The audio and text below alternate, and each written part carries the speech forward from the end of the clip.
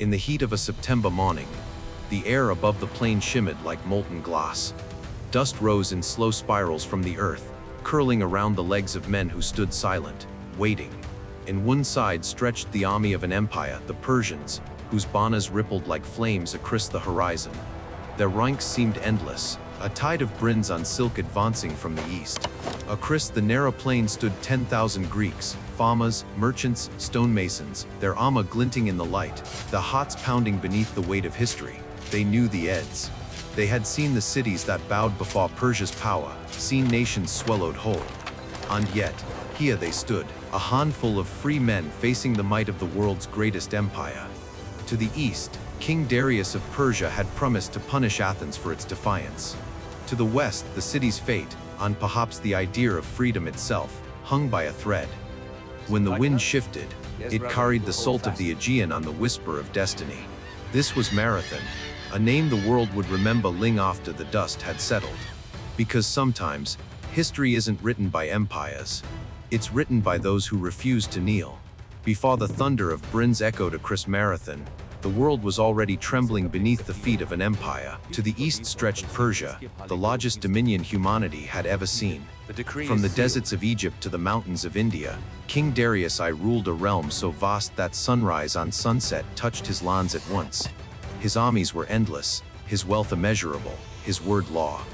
And yet, for all his power, Darius's gaze had fixed upon a small, defiant cluster of city-states at the edge of the known world Greece. Years before Marathon, Greek cities in Asia Minor, the Athenians, had rebelled against Persian rule.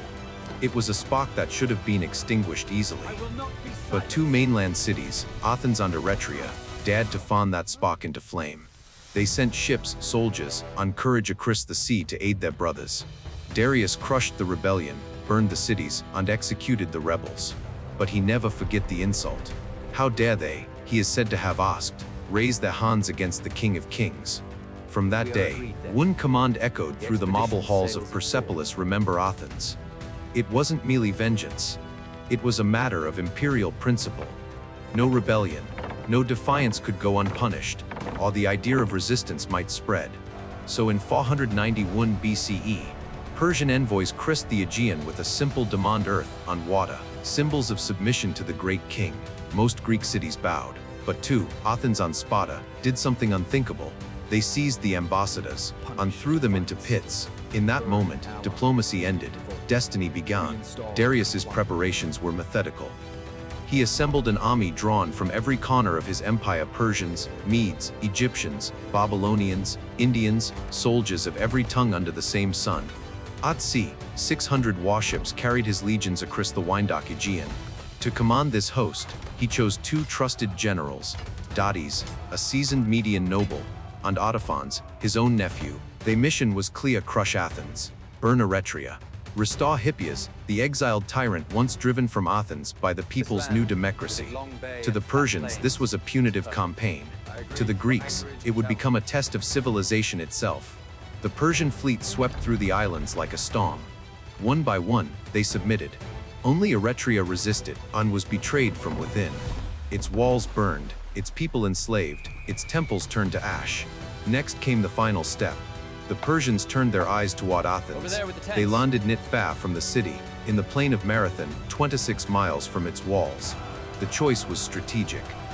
The open ground was perfect for cavalry, and the bay offered safe anchorage for their ships. Here, the great king's justice would be carried out. But what Dades and Autophons could not know was that the Athenians had already chosen their answer. They would not run. They would not yield. In the city's agora, amid the shouts and fear, one man's voice rose above the rest: Miltiades, the general who had once served under Darius himself. He knew the Persian way of war, and he knew their weaknesses. Athens, he declared, must meet the invaders in the field, or see their homes burned and their families enslaved. When the final vote was cast, it came down to a single man, Callimachus, the Polemarch, the city's chief military officer. His choice would decide everything. He sided with Miltiades. Athens would fight. They would fight for their city, for their freedom, and for an idea that, at the time, had no name, but would one day be called democracy. The decision had been made. Athens would fight, but as the city gathered its warriors, a shadow of dread hung over every street. The Persians had never been defeated. Their armies were vast, disciplined, and equipped for conquest. The Athenians, by contrast, were citizens, knit soldiers, farmers, pitters, merchants, men who carried the weight of freedom in their boxers. They buckled their bronze cuirasses, untied their sandals. They knew that in the plain of Marathon, they were not only fighting for Athens, they were fighting for the right of ordinary men to choose their own destiny. At dawn, the call to arms rang through the city. From every district, men gathered beneath their tribal standards, 10 tribes, 10 generals, 10,000 hearts beating in unison. Their shields gleamed with the symbols of their lineage: owls, serpents, lions, and suns. The air was thick with the smell of oil and sweat, and the low murmur of prayers whispered to forgotten gods. At their head rode Miltiades, lean, gray-haired, eyes hard with memory. He had seen the Persian war machine before. He knew how they moved, how they thought, how they underestimated those who fought for something greater than gold or empire. When the city gates opened, the army marched out in silence. Women watched from doorways. Children clung to fathers who would not return. In the dust of that march lay the heartbeat of a civilization that refused to bow. But before the Athenians could face the enemy, they needed allies. A lone messenger was chosen, Phidippides, Athens' greatest runner. His mission was desperate: reach Sparta, 150 miles away, in 2 days, and beg for help. Through mountain passes and sun-scorched valleys he ran, feet bleeding, lungs burning, carrying the fate of his people in every stride. When he reached the Spartan council, he spoke with the urgency of a man who had outrun death itself. The Persians have landed at Marathon, he pleaded. Athens will stand alone unless you come. But the Spartans were bound by ritual. The sacred festival to Apollo forbade them from marching until the moon was full. They promised aid, but not yet. By the time Phidippides staggered back to Athens, his body broken, his message was grim: the Spartans would not arrive in time. Athens would face the storm alone. Yet, even in their solitude, hope flickered. From the small city of Plataea, 1,000 warriors marched south to join their Athenian brothers.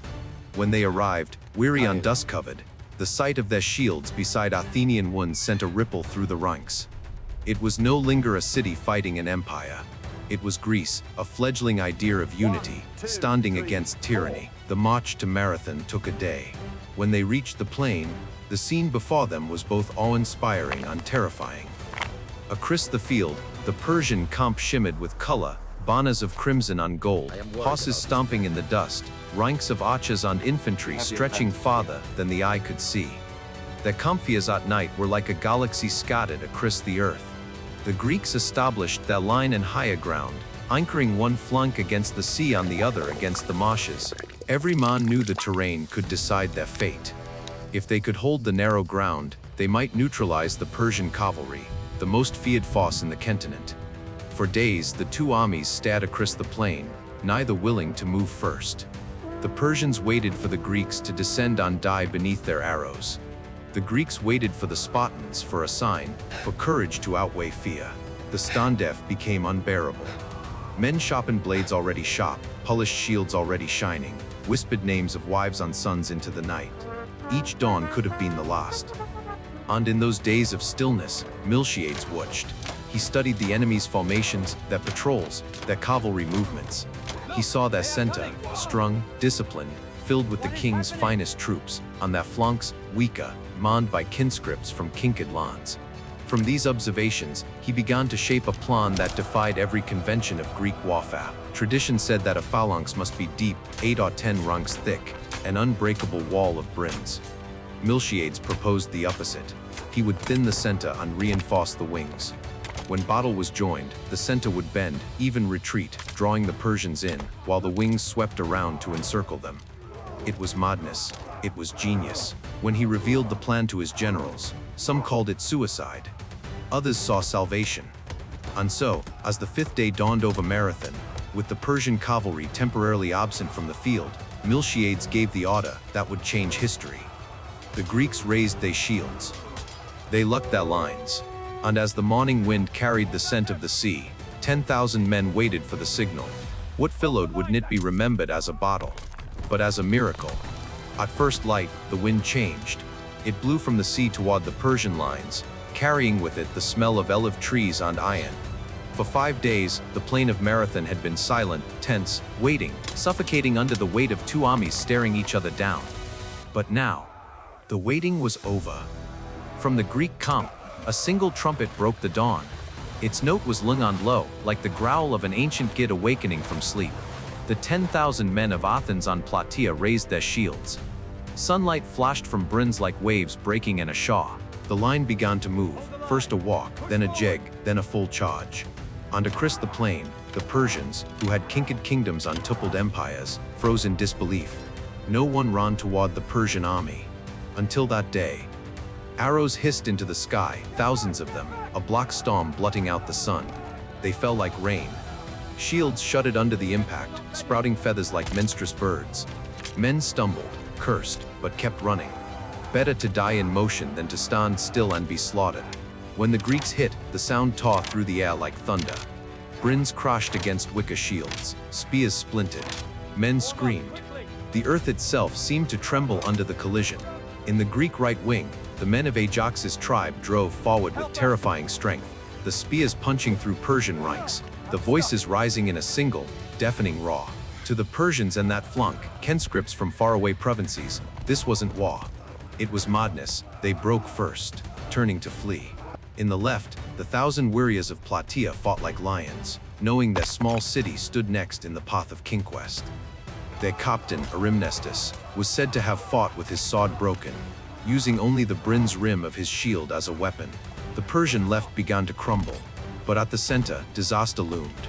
Miltiades had ordered the line there to be thin, only 4 ranks deep. Now the weight of Persia's best, the immortals on the Saki, bore down upon it, the air filled with arrows on the shrill cry of Persian horns. Step by step, the Greek center bent backward under the pressure, shields buckling, men falling. The Persians pushed harder, sensing victory. For a moment, it seemed the Greek line would snap. And then, the trap closed. And both wings, where the Greeks had triumphed, Miltiades' plan unfolded like the turning of a tide. The Athenian right wheeled inward from the sea. The Plataeans in the left swung from the marshes. The Persians, obsessed with crushing the Greek center, didn't notice until it was too late. They were being surrounded. From the heights, the Persian commanders saw the jaws closing, a bronze crescent curving around their army. Orders were shouted, banners waved, but confusion spread faster than command. The center, those proud, disciplined immortals, suddenly realized the hurrah. To their front, the Greeks they thought defeated had stepped retreating on were now advancing again, their lines sullied, their eyes blazing. To their sides, fresh ranks of hoplites were closing in. Behind them, their own fleeing allies blicked the way to the sea. There was nowhere left to run. What followed was not battle. It was annihilation. Trapped in the plain between Mashan Mountain, the Persian army collapsed in and itself. Men were crushed beneath their comrades. Screams drowned in the clang of brins and the thud of biddies hitting the earth. Greek spears rose and fell, until the ground ran slick with blood. The historian Herodotus would later claim that the Persians lost 6,400 men that day. The Greeks, only 192. Numbers that sound like legend, but the field of Marathon bore witness. When the dust cleared, the sea breeze carried the stench of iron on death. The survivors, those who could, fled to their ships, abandoning armor standards, saving their dead. Persian archers fired blindly from the decks as sailors cut ropes and pushed off. But Miltiades was not finished. He knew the war was not over. If the Persians reached their fleet and sailed around the coast, they could still strike Athens before the city realized victory. There was no time to rest, no time to bury the fallen. He ordered the exhausted hoplites to march, immediately, 26 miles back to Athens. Armor chafed, wounds burned, but they moved like men possessed. They had faced the storm and survived. Now they would make sure their city did too. When the Persian fleet finally appeared off Phaleron Bay, they saw what no one had ever seen before: the same Greek army, standing ready in the shore, shields raised, unbroken.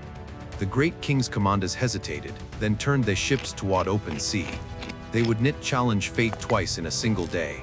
And so, in the plain of Marathon, the world shifted. The Persians, invincible for generations, had been humbled by farmers and craftsmen who refused to surrender. For the first time, empire met freedom. And lust, As the sun set, the surviving Athenians stood among the fallen, their armor dented, their throats raw from shouting. The wind carried the cries of gulls and the distant lapping of waves. In that moment, they understood something their enemies never could, that freedom is not won by strength alone, but by the belief that it is worth dying for. The Battle of Marathon would echo across centuries, whispered in strategy halls, immortalized in sculpture, sung in legend. But for those who were there, it wasn't myth, it was memory, the sound of their own hearts beating against the roar of empire.